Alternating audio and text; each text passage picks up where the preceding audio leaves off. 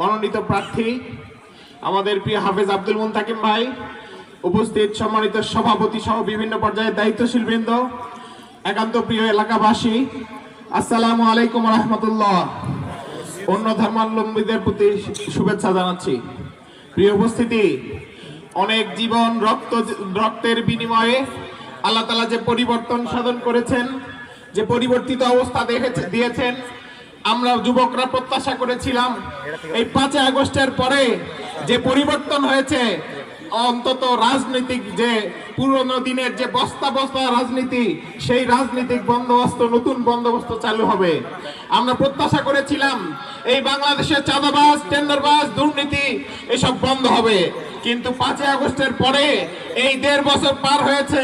এখন আজকে জিজ্ঞাসা করতে চাই, দুর্নীতি কি বন্ধ হয়েছে? চাঁদাবাজি বন্ধ হয়েছে?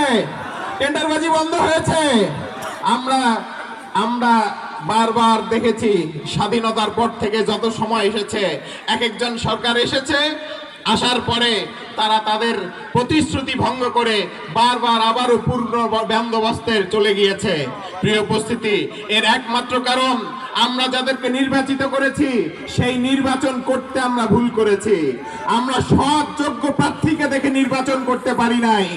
আমরা দেখেছি বিভিন্ন সময় যখন এই সময় আসে, কোকিলের মতো, সুসময়ের পাখির মতো আসে, তারা এসে এখন এই সময় নির্বাচনের আগে এসে দাড়ি লম্বা করবে, পাঞ্জাবি পরবে, টুপি মাথায় দিয়ে ইসলামের লেবাস ধরে আমাদের সামনে এসে দাঁড়িয়ে অনেক মায়াবী সুরে কথা বলে তারা ভোটটা করে নিয়ে যায়। ওই যে গেল, তাকে আর খুঁজে পাওয়া যায় না। আমি আজকে জিজ্ঞাসা করতে চাই, আমাদের এই মুনতাকিম ভাইকে নতুন করে পাঞ্জাবি পরেছেন, নতুন করে মাথায় টুপি পরেছেন। এই 5 আগস্টের পরে যত বর্তমানে যারা নির্বাচন করছেন এই সংসদীয় আসনে, আমি জিজ্ঞাসা করতে চাই, তাদেরকে জিজ্ঞাসা করবেন, তাদের চরিত্র নিয়ে জিজ্ঞাসা করবেন, আর আমাদের মুনতাকিম ভাইকে জিজ্ঞাসা করবেন, এই 5 আগস্টের পরে 1 টাকা কোথাও চাঁদাবাজি করেছে, 1 টাকা কোথাও দুর্নীতি করেছে, এই প্রমাণ কেউ দিতে পারবেন? শুধু মুনতাকিম ভাই নয়, মুনতাকিম ভাই যে আমিরে জামাতের পক্ষ থেকে মনোনীত হয়েছেন, সেই বাংলাদেশ জামাত ইসলামী ছাত্র শিবিরের একজন কর্মীর বিরুদ্ধেও এখন পর্যন্ত এমন কোন কেউ এলিগেশন নিয়ে আসতে পারবে না।